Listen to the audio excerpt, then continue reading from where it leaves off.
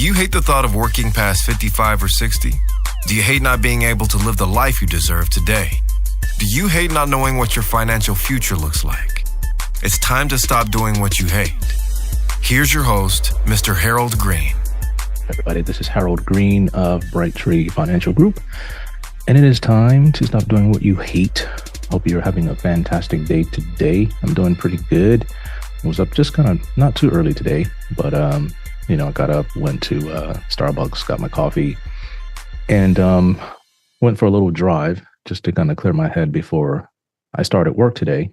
And went out to I'm up in Vegas now, so went up to Red Rock, drove up there, and it's very beautiful. Of course, it doesn't replace the ocean that we have there in Hawaii, but it's still a great place to go and just kind of sit down and just take in all the beauty. And I think every place has its own uniqueness and something that's beautiful about it. And so I was kind of thinking about how I wanted to talk to you guys about what I needed to talk to you about today and share with you in order to help you get from where you are today to where you really want to be. And so the title of today's show is, Are You Giving Up Already? Are you giving up already? And my goal is to help you get from the 97% to the 3%. And I'll reiterate that. It's basically only 3% of the people in the country will retire on and have enough to last them their entire lives, whereas 97% of the people will not. And I was kind of thinking about that this morning, and it kind of reminded me of something that my wife said to me the other day. She said, I'm really glad we bought this place in this area, in this neighborhood. It has a lot. There's a lot of schools up here that are good in this area. They have a lot of community centers with big, huge pools and things like that. And she said, if I would have had this when our kids were growing up, it would have been a lot easier to raise them. And I can't blame her. And I had absolutely no response, none whatsoever. And the only thing I could think in my mind is sorry for growing up poor. Sorry for being poor after we got married. Sorry for thinking poor and doing poorish stuff. And it just kind of bothered me a little bit. And the past is the past. And I believe I've worked really hard to kind of make up for a lot of the stupid things that I did, when we first got married. I won't go back into all that crazy stuff because I've already shared it with you on a lot of my shows. So are you ready to get it? 1, 2, 3, let's get it. Are you giving up already? And this is kind of crazy because one of the things I see the most that keep people in the 97% is they quit too soon on stuff. Like they give up too soon. And in this day and age, it's more prevalent than ever before, because with the advent of social media, instant IG instead of Instagram, instant gratification, IG. People want it right now. I want 20% today. Grow my portfolio overnight. I got 10,000, make me $1 million in 6 months. Like crazy stuff. People don't say that to me out loud, but the kind of way they live their lives, it's just kind of it just kind of shows me that today is not about what you say, it's about what you do and about what you show. And here's one of the biggest things that I want to share with you. A majority of the people born in the United States are not born wealthy. Okay. If you come from a normal middle class family, or even a lower middle class family, or even upper lower class, whatever, regardless of your background, you were born behind the curve from day one. You didn't come out from your mom and dad with a trust fund from day one. Most people did not. And so you're born in the 97%. You're born into lack and insufficiency. You're born not having everything you need in order to live life the way the 1%, 2%, or the 3% do it. I was born that way. I was born behind the 8 ball. Okay. And it takes a lot of change, and it takes a lot of discipline to grow out of that, and to grow into having wealth, and growing into success, and growing out of lack and insufficiency. Yes, you can grow out of lack and insufficiency. It's like, I played basketball in high school. I wasn't that good, but I made the team. You know what I mean? Like I made the team. I worked hard all summer and I made the team, and I was waiting on my growth spurt. And the only part of me that grew was from my waist to my head. My legs didn't grow. I didn't get that growth spurt down there. Like I didn't get to like 6'2", 6'3", like so I could be that like prolific point guard, like that prolific 3 shooting guard or 2. I didn't happen for me. But what I've learned when it comes to finances, you can grow out of lack and insufficiency. You can grow out of it. Okay. But you're going to have to take the right vitamins and you're going to have the right mindset. So I want to talk to you from the perspective of what keeps a person in the 97%, what keeps them from being able to achieve what they need to achieve to get to the 3%. And honestly, I think it's real simple. And I'm just going to share with you guys from an emotional standpoint, from like something that's been in my heart. And I don't want you to be offended by anything that I say, because everything that I say is meant to serve a purpose and it's meant to help you and not to harm you or to hurt you or to hinder you, but it's to make an impact in your life. So here's things number one. At times, the 97% find themselves in one of the following, if not all of them, at the same time. Okay. So number one, here it is. Number one, they can't handle emotions. I've seen it, right? A lot of people, they cannot handle their emotions. And so when you can't handle your emotions, you do crazy stuff like you call me and say, sell all your stock right before, the next day it goes up. Like, oh my God, I've had enough of this. This thing is going down. I can't, this is not going to turn around. It's not going to change anytime soon. I want out. This is not going the way I thought. Like I want out. And I'm sitting there like, yo, I've done all the research. We've done the research. We're in a period of seasonality. We're in a season of push pull. This is what's going to happen. Do you need the money today? The answer is no, right? But emotionally, you need it. Emotionally, you need to see your portfolio not go down. Emotionally, you need to see your portfolio go up emotionally. But strategically, you don't. And it's just an emotion that you're going to have to overcome when it comes to things like this. So here's what you are susceptible of when you can't handle your emotions. Number one, you take the path of least resistance. Like you've been going through something so tough and all of a sudden, like you give up and then you don't totally give up. You just start to make excuses and then you go down the path of least resistance. Like, okay, I don't want to do this strategy because it's too tough on me emotionally. So therefore, I'm going to do this strategy over here because it's less volatile. It's less stress on me emotionally. And here's what you need to understand when you take the path of least resistance. There is not much left on this path at the end. I'm going to say that again. When you take the path of least resistance, there's not much left on it at the end when you get there. Why? Sorry, y'all.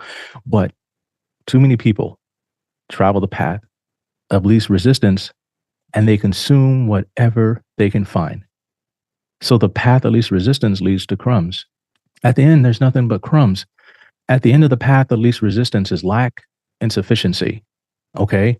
Regret, hate, anger, all of these things, right? Now, I've been there. I'm not going to lie. I've been there.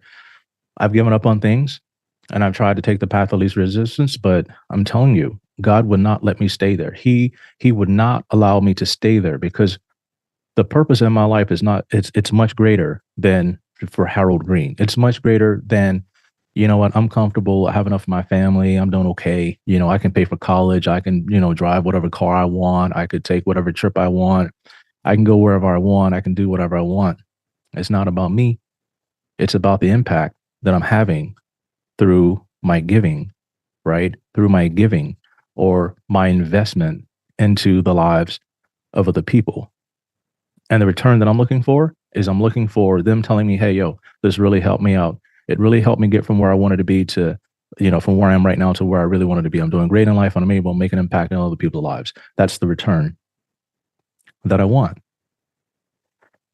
Now, the other thing I find is this. A lot of people in the 97% are very impractical at times. Impractical.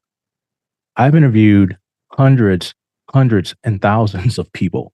Like I've interviewed and talked to a lot of people. I've had a lot of meetings in my life. I started this line of business when I was 23. Okay. I'm 50 now. I'll tell you that. I'm 50 now. That's a long time, right? That's 20 something years. I've been doing this for a very long time, and I've talked to a lot of people, and everybody's homes and their mentality and how they grew up is extremely different. But some of the things I see that make me believe and show me that they're impractical is they follow bad advice because it aligns with their worldview. Okay. It aligns with their worldview. And I was talking to somebody on the phone the other day, and something happened and I had to call for some help with something with a technical issue I was having. And, the tech that I got on the phone, nice person, walked me through everything that I needed to do to get my system up and running again. And they started asking me questions about things, and I told them, like, hey, this location, that location, blah, blah, blah. They began to tell me, I hate the place I live right now. I hate this place. I hate this place. I'm like, why do you hate this place? Like, I grew up, in that area, close to that area, not too far from there anyway, but it's a decent place. And, we began to talk or whatnot. They were hating the place they lived because of their world view. Their world view. People have canceled on me and have tried to cancel me because the things that I say on my show, or the things that I say in my market minute, or just the information that I publish doesn't align with their worldview. I'm going to ask you a question. You want to make money and have success, or you want to feel good, right? Like you have to choose, right? A lot of times the people in the 97%, they're chasing their feelings, and they're chasing feeling good. They're chasing pleasure. I want to be happy. I want to be happy. And a lot of times they're trying to align everything in their life with their worldview, their political worldview. And I think being apolitical to the best of your abilities it's a great arrow in your quiver these days. Because too many people, I don't want to own the stock because this company does this. I don't want to own this. I don't want to live here. I don't want to do this. Like, you want to have money, or do you want to feel good? You got to make up your mind. Because if you have money, I'm telling you, politics really don't matter if you have money. You're not subject to crazy things. If one person comes in and they jack up gas prices, to $10 a gallon, it may be uncomfortable, like maybe, but if you got money, it doesn't matter, right? You still can put gas in your car. You're unaffected. But the longer you stay in the 97%, the more these types of things will impact your life. So therefore, you get all crazy about it, and it causes problems. So from being very impractical to following bad advice because it aligns with your worldview makes you easily susceptible to being deceived and misled, right? To being deceived and misled. And I've talked to a lot of people, and they tell me things, and I'll say, well, why do you think, okay, let's pull back the curtain on this thing. You guys watched The Wizard of Oz, right? One of my favorite movies of all time. And the part that I love the most is when they pull back the curtain on The Wizard of Oz, and it's like this little dude, and they're pulling all these levers, and freaking thing was making all these noise and had everybody scared, had this big booming voice, but behind the scenes, it's just this little dude, right? And that's how they make success seem in the world out there, is like it's scary, it's hard, it's scary and it's hard. And when you're easily deceived and misled, at times that'll make you conflicted, right? You're conflicted. The Bible says God does everything decently and in order. God is not a God of confusion, right? It also says where there's confusion, right? There's every evil work when there's confusion. So if you're looking at a situation and it's very confusing and there's a lot of like confusion around it, there's nothing good with that. So one of the things you're going to have to do on your way to becoming the 3% is you're going to have to become convicted versus conflicted. I'm going to say that again. You have to have conviction versus confliction. And confliction is, it's hard to make a decision, waffling, right? Can't make up your mind, too much information. It bogs you down. And so you're going to have conviction about what it is that you're doing, who it is that's on your team. And you're going to have a ride and die mentality, right? You live with it, you die with it, that kind of thing. And you're going to have to block out the noise. And when you're conflicted, here's what happens.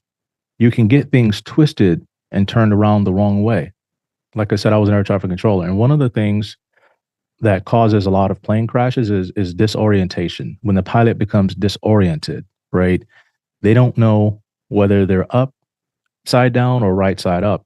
Even though they're looking dead straight at the instrument panel, they're seeing one thing with their mind and their eyes, but then their body is telling them something different. And so they sometimes they follow how they feel, and that leads to a lot of disaster. Okay. That's some real stuff right there. So one of the things you're gonna have to understand is you can't go by how you feel if you want to get from the 97% to the 3%. You're gonna have to make a lot of decisions that go against the grain.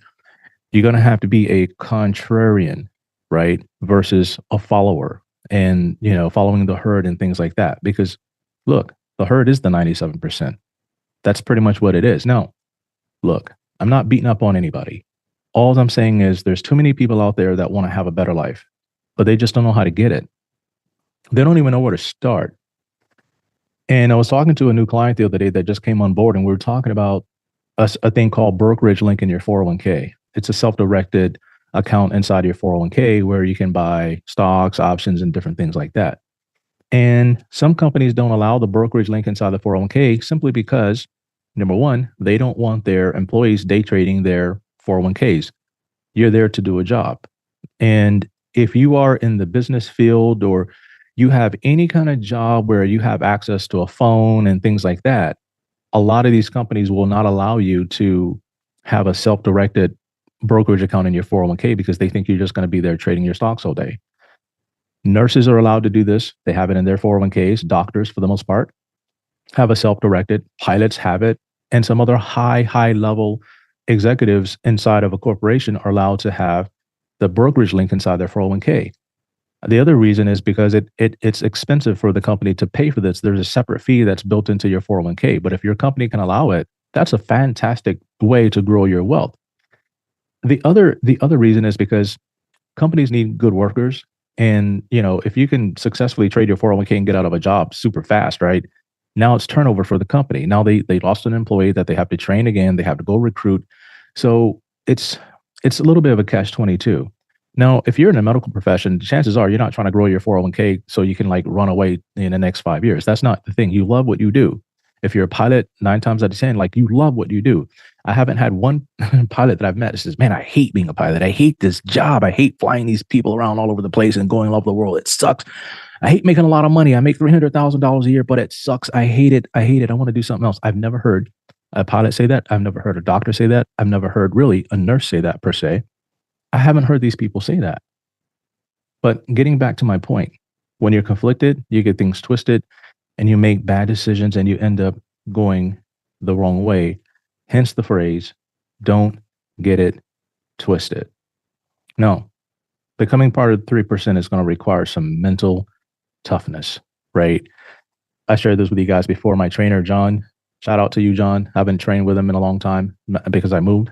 And he's still there in Hawaii at Aloha Personal Fitness out there in Hawaii Kai. If you're listening to the show, you got to go check John and his team out. They're pretty cool people, and they get results. They get stuff done with you.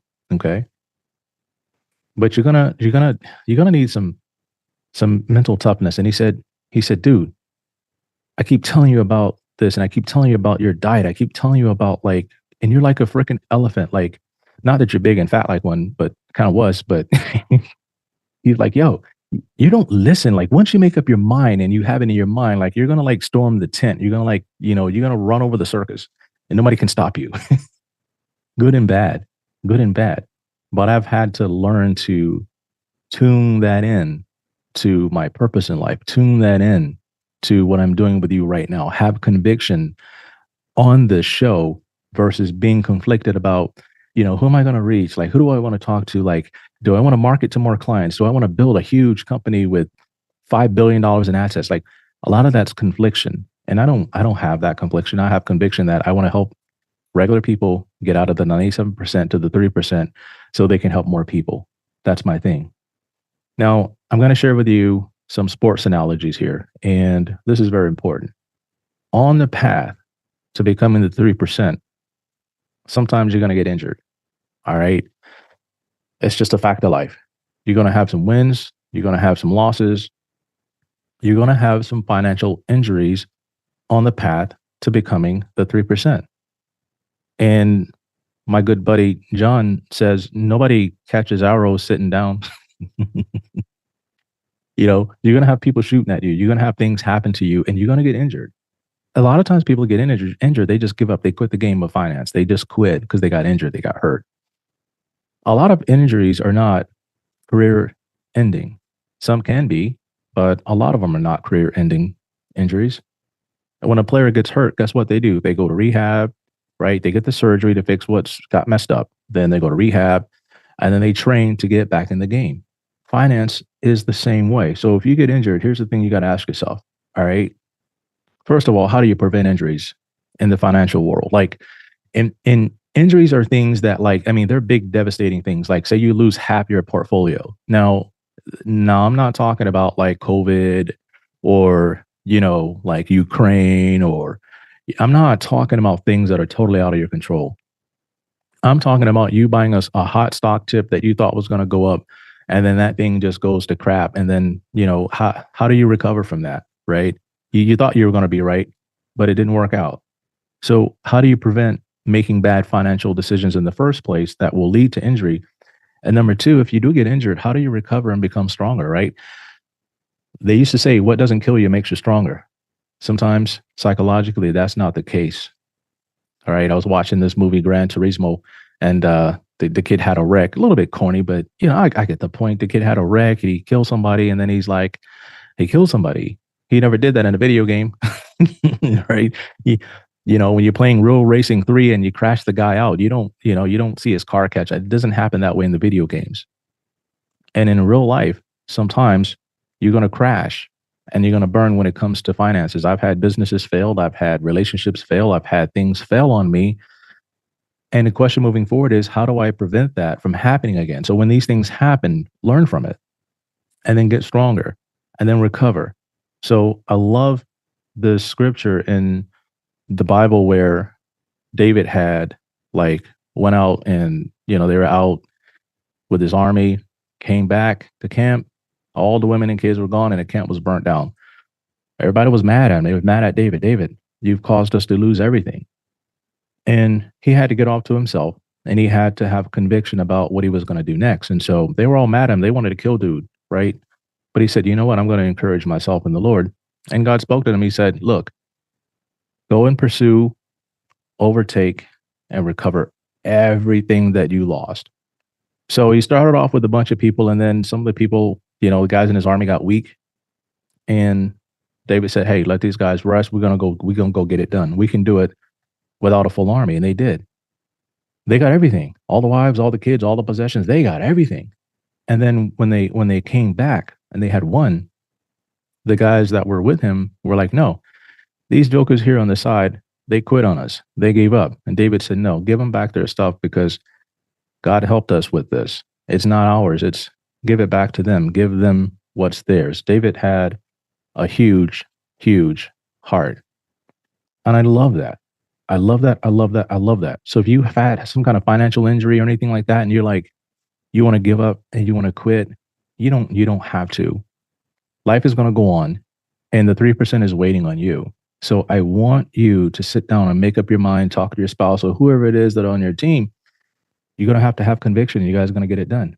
If you don't have a team and you think you and I might be a good fit based on what you've heard me say, check me out, please. You do not have to sit there and continue to struggle with this and believe the things that people are telling you because there's something better. I have this quote that I say to myself, an affirmation.